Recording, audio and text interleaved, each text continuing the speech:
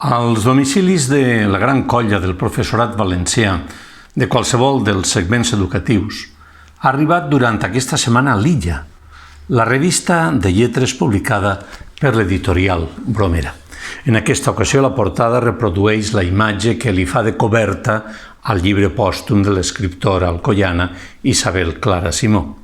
I al seu interior recull les novetats de primavera del 2020, una estació afectada, com ja sabem, per una pandèmia i per la impossibilitat de celebrar cap fira del llibre.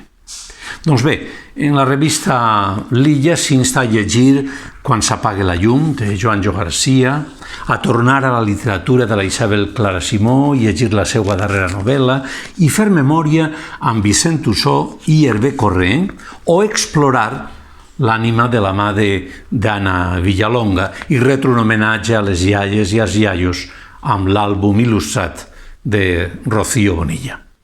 Tot això i més al número 76 de l'Illa, revista de les lletres de l'editorial Bromera.